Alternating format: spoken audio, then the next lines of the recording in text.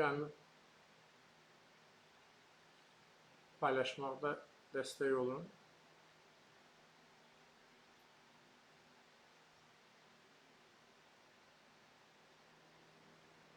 Və Facebook'da inşallah ki çətinlik yoxdur.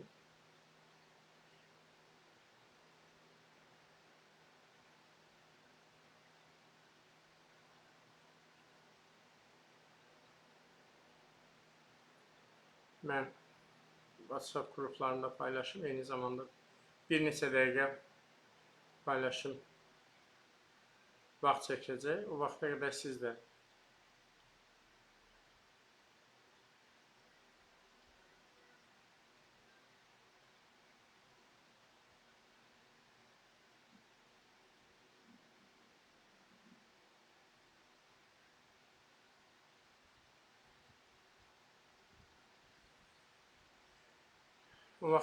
də paylaşmaqda dəstək olun. Cəmi bir neçə dəqiqədən sonra.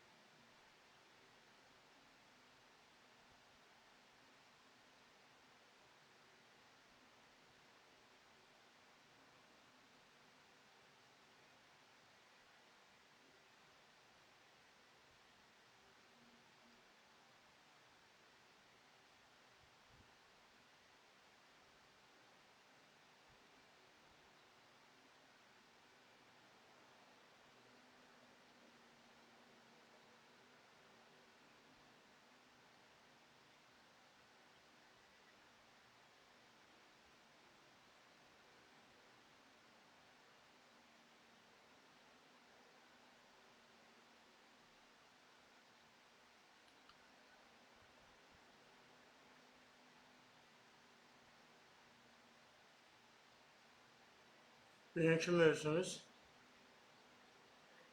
mövzumuz bizim sertifikasiya 2025'dir. Düşünürəm sizə də maraqlı olacaq və bir neçə hüquqi normativ sənəd baxımından sizinlə birlikdə müzakirə edəcəyimiz mövzular olacaq. Fikirlərinizi rəy bölməsində yazın və canlı yayımı paylaşmaqda dəstək olun.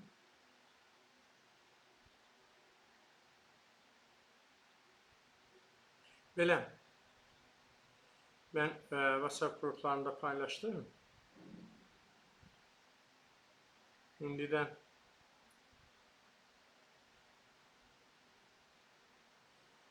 Facebook qruplarında paylaşım və sonra yayıma başlayaq. Bir neçə dəqiqə çəkəcək. Siz də müəllim qruplarında paylaşa bilərsiniz.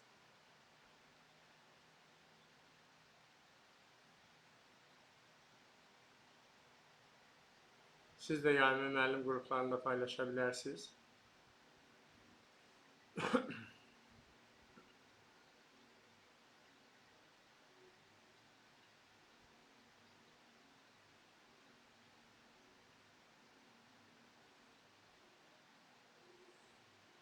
Belə, dəyərli həmkarlar, hər birinizi xoş gördük və bugün sizinlə demək, sertifikasiya 2025'i müzakirə edirik. Bildiyiniz kimi artıq sabah sertifikasiya başa çatır və bu ildə 30 minə yaxın müəllim sertifikasiyaya girib və eyni zamanda keçən il xarici dil müəllimləri və o cümlədən digər ixtisaslar da deyək ki, hansı ki keçən il sertifikasiyaya girmişlər. Onların da demək təkrar sertifikatlaşması var və mən sertifikasiya ilə bağlı müəllimlərin paylaşmaları hər halda siz də izləyirsiniz. Xüsusilə də coğrafiya müəllimlərinin paylaşmalarında çox sevindirici hallar var və görünən odur ki, coğrafiya müəllimləri kifayət qədər yüksək bal toplayıblar. Eyni zamanda 3 ili tamam olan yeni müəllimlər də, hansı ki onlar da ayrı-ayrı fənlər üzrə demək sertifikasiyaya bu il giriblər. 50 baldan yuxarı bal toplayanların sayı kifayət qədərdir. Bu sevindirici haldır. Amma əsas məsələ ondadır ki, maraqlı bir cəhət nədən ibarətdir? Maraqlı cəhət ondan ibarətdir ki, demək bizdə sertifikasiyada yüksək bal toplayanların böyük bir hissəsi, xüsusilə də siz yayımı bəyənin və paylaşmaqda dəstək olun, digər yoldaşlara da göndərin və demək yüksək bal toplayanların tam böyük əksəriyyəti repetitor müəllimlərdir, birmənalı şəkildə. Və bir də son, bilirsiniz, yeni işə qəbul olunan 3 ili tamam olan şəxslərdir ki, hansı ki, ilk dəfə bilirsiniz ki, işə qəbul olunanlar 3 ildən sonra, MİQ-nə gələnlər 3 il tamam olduqdan sonra sertifikasiyaya girirlər. Amma daha çox diqqətimi cəlb edən məsələ repetitor müəllimlərin yüksək bal toplanmasıdır. Məsələnin başqa bir tərəfi də odur ki, bilirsiniz ki, ümumi məktəblərdə coğrafiya fənni üzrə saatları miqdarı azdır. Baxmayaraq ki, biz STEAM layihəsi ilə qoşulmuşuq və bu STEAM dünyanın bütün aparıcı təhsil sistemlərində çox önəmli bir yer tutur və biz də STEAM-a böyük məbləğdə pullar xərcləyirik və nəticə etibarıyla bu STEAM-da əsasən texniki, təbiət, riyaziyyat, informatika kimi fənlərə daha çox üstünlük verilir. Hansı ki, bizim bugün məktəbimizdə dərsi az olan kimya müəllimləridir, biologiya müəllimləridir və coğrafiya müəllimləridir. Xüsusilə də, halbuki yeni demək bu sistem olaraq biz dərsi azdır, əmək haqqısı azdır, amma bütün varlığı ilə çalışırlar ki, bunlar demək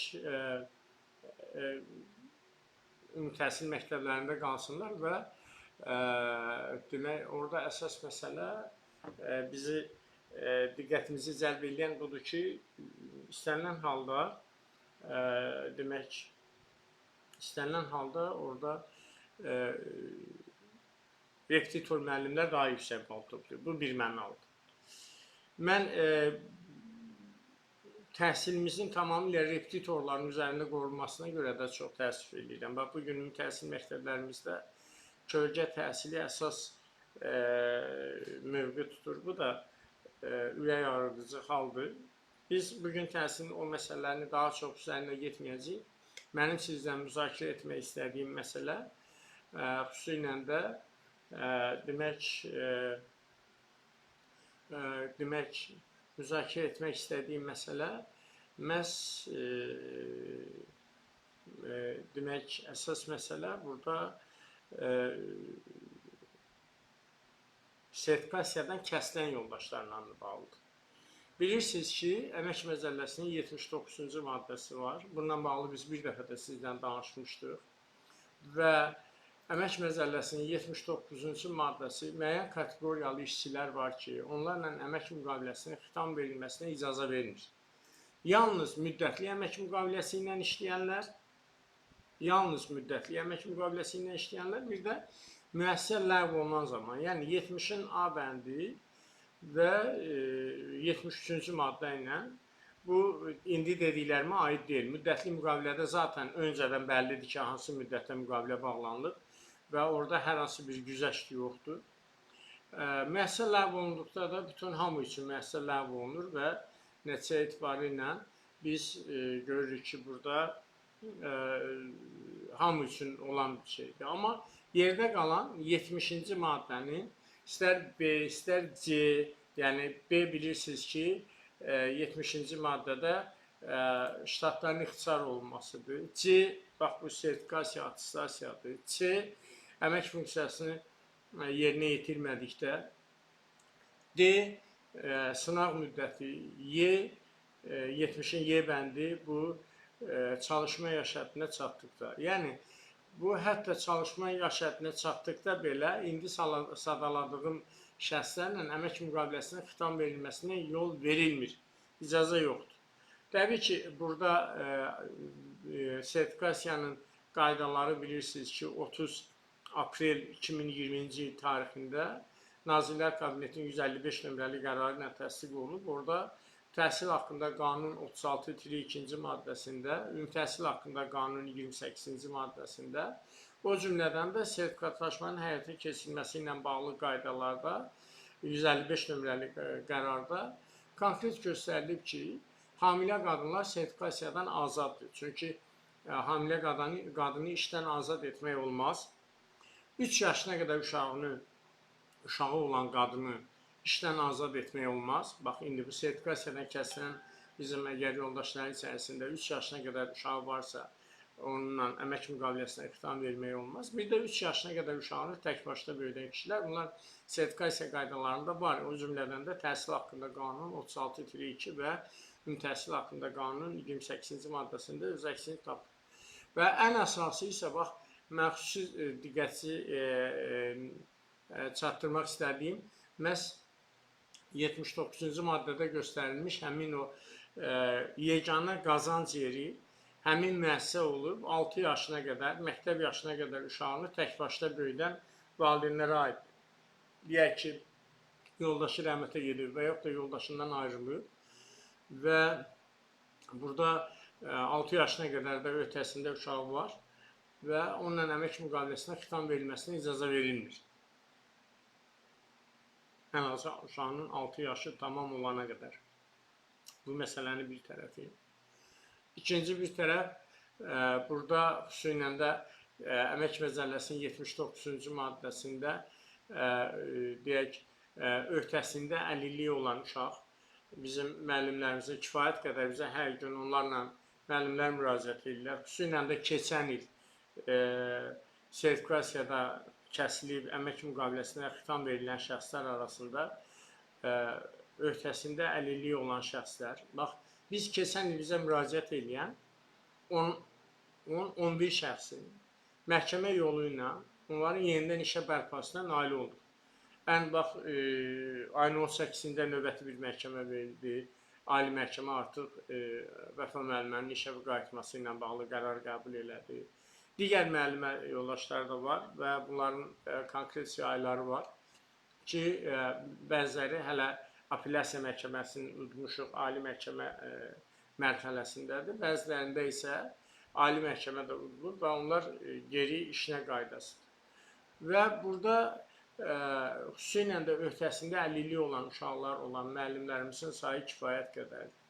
Mən buradan üzümü tuturam və kim də məni dinləyirsə bu videonu bir saat eləməyəcək, biraz qısa eləyəcək ki, bu videonu göndərin o müəllimlərə və göndərin müəllim yoldaşlarına. Öhdəsində 18 yaşına qədər əlilliyi müəyyən edilmiş uşağı olan şəxsləri, valideynləri işdən azad etmək olmaz. Bu məsələnin bir tərəfi. İkinci isə ailə üzvlərindən birinin orqanizmin funksiyasının 81-100% pozulmasına görə əlilliyi müəyyən edilmiş şəxslər ki var. Onlar, demək, onlarla da əmək müqaviləsinə xitam vermək olmaz. Yəni, əvvəlki bizim birinci qrup dediyimiz. Bilirsiniz ki, 2021-ci ildə əlilliyin müəyyən edilməsi haqqında Azərbaycan Respublikasının qanunu qəbul edilib. Əvvəllər biz bu əlilləri qrup əlilləri olaraq tanıyırdıq. Birinci qrup, ikinci qrup, üçüncü qrup. Amma indi isə artıq qrupla deyil, orqanizmin funksiyasının pozulmasına görə əlilliyi müəyyən edilmiş şəxs kimi tanıyırıq. Əgər tibbi sosial ekspert komissiyası rəy verirsə, o şəxsin orqanizmin funksiyasının pozulmasına görə, özdə 81-100% pozulmasına görə əlilliyi müəyyən edilirsə, bu əvvəlki birinci qrupdur. Orqanizmin funksiyasının 61-80% pozulmasına görə əlilliyi müəyyən edilirsə, bu əvvəlki ikinci qrupdur. Orqanizmin funksiyasının 41-60% pozulmasına görə əlilliyi müəyyən edilirsə, bu üçüncü qrupdur. Amma burada görürsünüz, yalnız birinci qrup, yəni orqanizmin funksiyasının 81-100% pozulmasına görə əlilliyi müəyyən edilmiş ailə üzvü olan şəxslərə aiddir. Yəni, bu bir mənalıdır. Daha çox, bax, bu üç nüansın üzərində durmanızı xahiş edirəm. Yəni, təkrar edirəm. 6 yaşına qədər, məktəb yaşına qədər uşağı olan və uşağını tək böyüdən, tək başına böyüdən və yeganə qazanc yeri, yəni bir yerdə işləmiş olsun. Əgər bir neçə yerdə işləyirsə və yaxud da 2 yerdə işləyirsə, yox. Bir yerdə işləyib 6 yaşına qədər, məktəb yaşına qədər uşağı olan tək başına böyüdən valideyndən söhbət gedir. Varsa bu bir mənalı şəkildə onunla əmək müqaviləsinə xitam vermək olmaz. Daha sonra 3 yaşına qədər uşaq varsa onunla əmək müqaviləsinə xitam vermək olmaz. Bir də dediyimiz kimi öhdəsində əlilliyi müəyyən edilmiş 18 yaşına qədər uşağı olan müəllim varsa fərqi yoxdur, kişi və ya qadın. Və o cümlədən ailə üzvlərindən bu ata, ana, nənə, baba, övlad, bacı, qardaş, yəni əsas odur ki, onlarla yaşamış olsun. Yəni bunu təsdiq edici sənəd təqdim etməlidirlər. Onlarla əmək müqaviləsinə xitam verilməsinə yol verilmir. Amma çox təəssüf olsun ki, regional təhsil idarələrinə konkret tapşırıqlar verilib ki, qanunvericiliyi atın kənara. Biz deyirik ki, sertifikasiyadan kəsilibsə, onlarla əmək müqaviləsinə xitam verilsin. Və həmin dövlətin bu şəxslər üçün hansı ki, əmək qanunvericiliyi konkret olaraq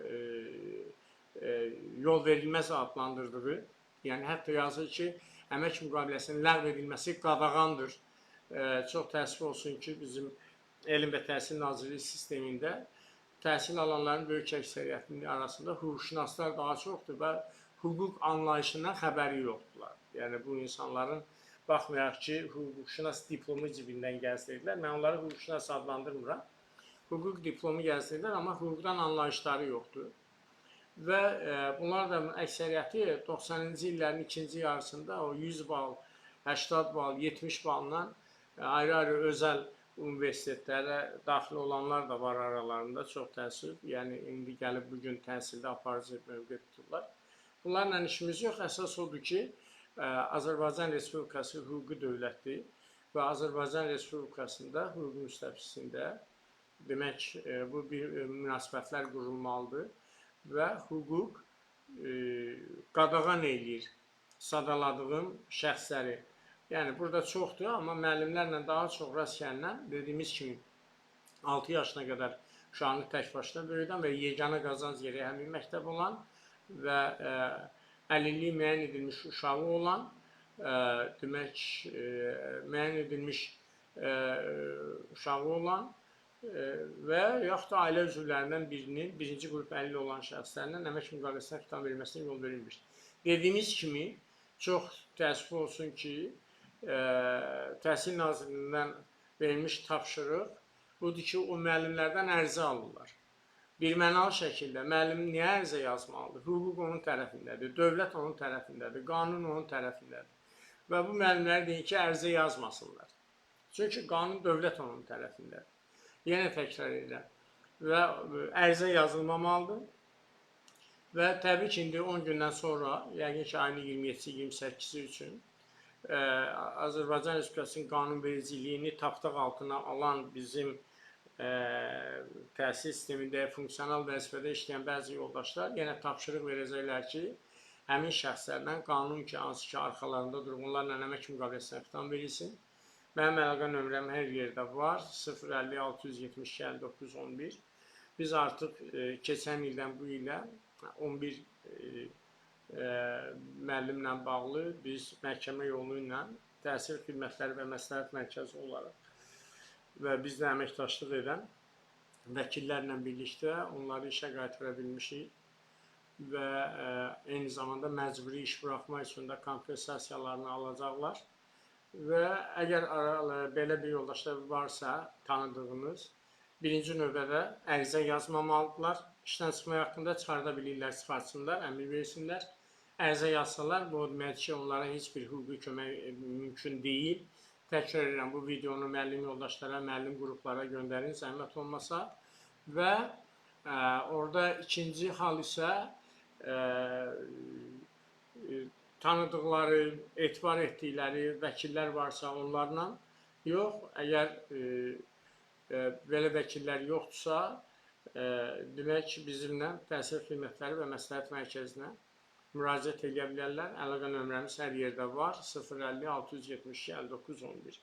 Təcrübə göstərir ki, bir çox hallarda təhsil yerli idarəetmə orqanları regionlarda çalışan bəzi vəkillərə təzyiq göstərə bilirlər və yaxud da ki, onları ələ ala bilirlər, yaxın qohumlarını hansısa vəzifəyə və işə qəbul etməklə və prosesləri uduzdura bilirlər. Ona görə bu məsələyə diqqət edin və Azərbaycan Respublikasında bilirsiniz, kifayət qədər bizim vicdanlı, savadlı vəkillərimiz çoxdur. Hər ildə vəkil imtahanlarında bu yeni bizim gənc, perspektivli vəkillərimiz, əqidəli vəkillərimiz gəlir və hansı vəkillə işi görəcəksinizsə, hansı hüquqlarınızı müdafiə edəcəksə, zəhmət olmasa etibar edin.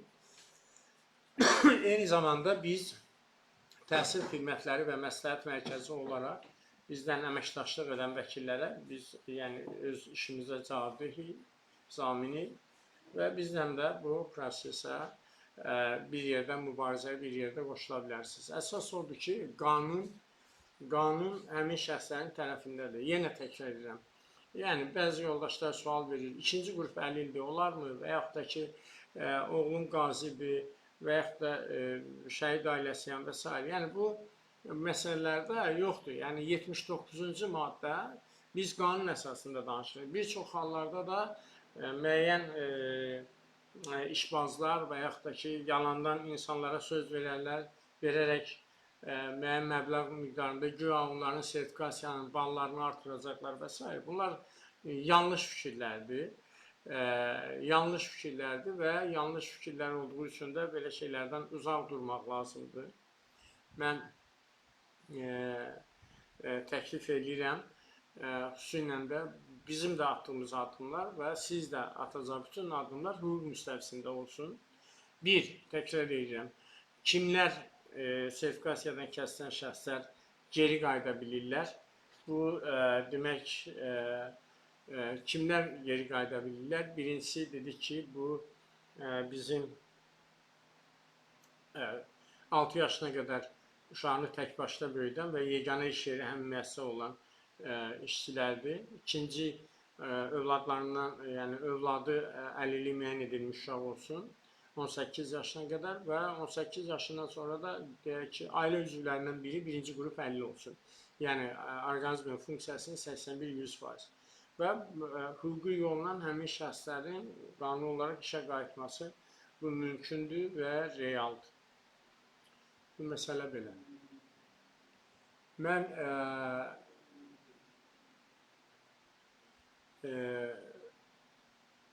sual olunur, şəhid ailəsinin üzvü xəstə olduğu halda iştirak edə bilmirsə, xahiş edirəm, fikir bilin. İstənilən halda xəstə olmaq üzürlü sayılmaqdır. Və üzürlü səbəbdən, yəni xəstə olması ilə yəqin ki, tibbi rəy təqdim edəcəklər və onun bir il və işi vəzifəsi qalmaqla növbəti il demək, sertifikasiyada təkrar iştirakına qanunvericilik icazə verir. Amma ikinci şansdırsa, burada qanunvericilik hər hansı bir güzəşt yoxdur. Yenə təkrar edirəm, 79-cu maddədə şəhid ailəsi olması, qazi olması, ikinci, üçüncü qrup 50 olması və s. bunlar nəzərdə tutulmayıb. Belə, başqa suallarınız?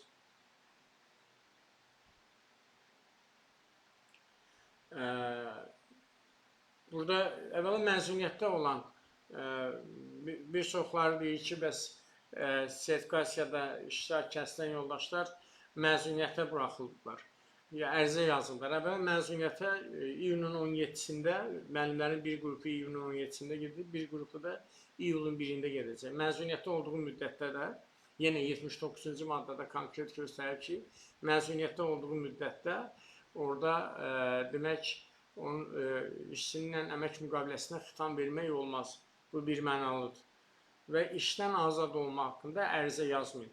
Bir çox hallarda aldadırlar. Siz bilirsiniz, bu 70-in C bəndidir. 70-in C bəndi ilə sizlə əmək müqaviləsinə xitam verirsə, siz bir də heç vaxt dövlət içində işləyə bilməyəcəksiniz və s. Yalandır, birmənalı şəkildə. bir şəxsi peşə fəaliyyətindən məhrum etməyə yalnız və yalnız məhkəmə qərar verə bilər. Kimsə sizi müəllim işləməkdən məhrum edə bilməz. Yəni, bu yalandan aldadırlar ki, sizdən ərizə alsınlar. Bax, hansı şəxslər ki, ərizə yazdılar, onlar sonra da müraciət etdilər, heç bir kömək etmək mümkün olmadı. Amma ərizə yazmadan, ərizə yazmayın və hansı ki, orada lazım olan, yəni hüquqi dəstək göstərmək mümkün olsun. Belə, sualı olanlar, sertifikasiya ilə bağlı sualı olanlar buyursunlar.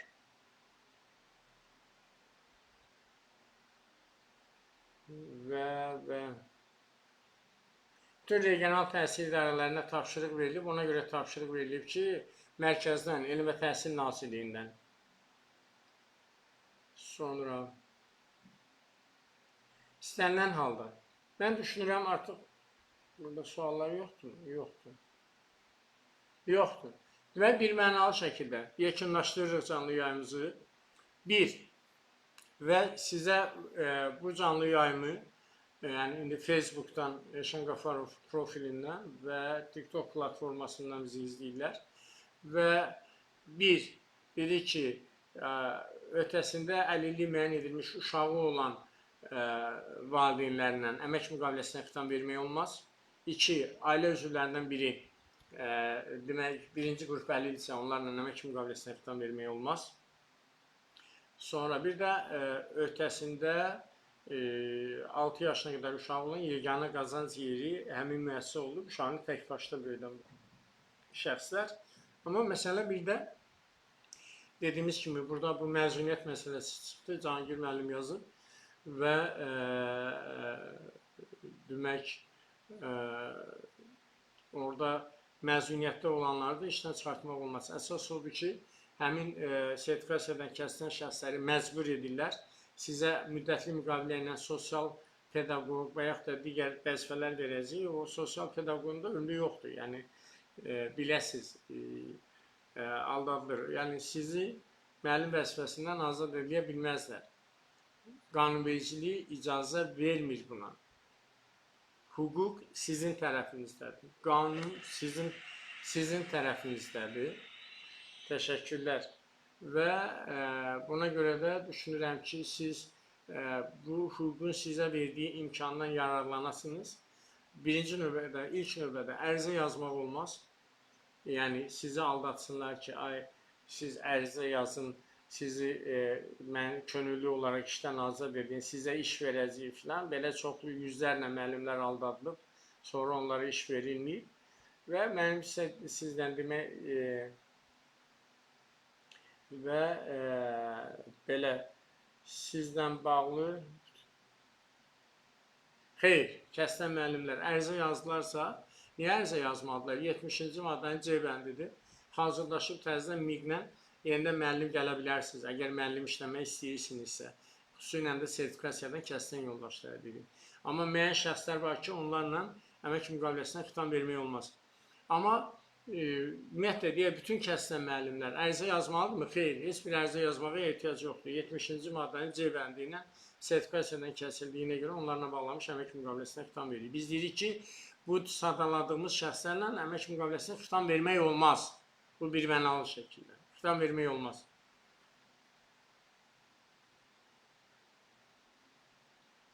İyun ayının 25-də 60 yaşım tamamlayır.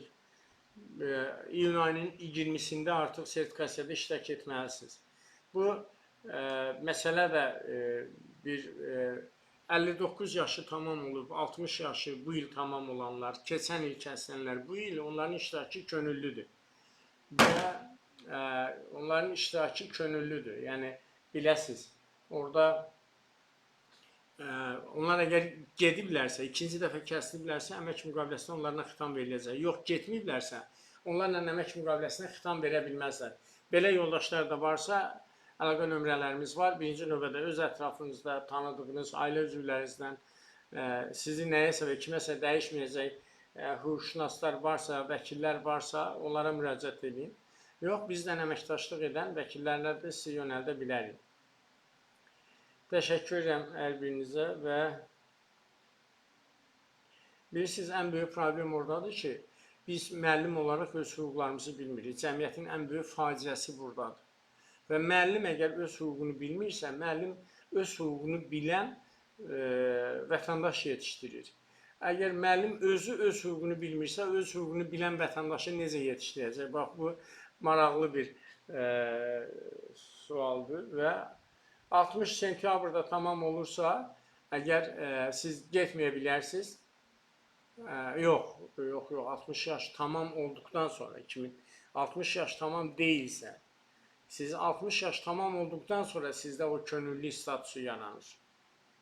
Sentyabrda olursa artıq siz getməlisiniz. Belə, təşəkkür edirəm. Əlaqə nömrələrimiz var sizdən. Bir də hüquqlarınızı bilin və imkan verməyin, kimsə sizin hüquqlarınızı pozsun, tapdaq altına alsın. Təşəkkür edirəm hər birinizə və uğurlar arzu edirəm.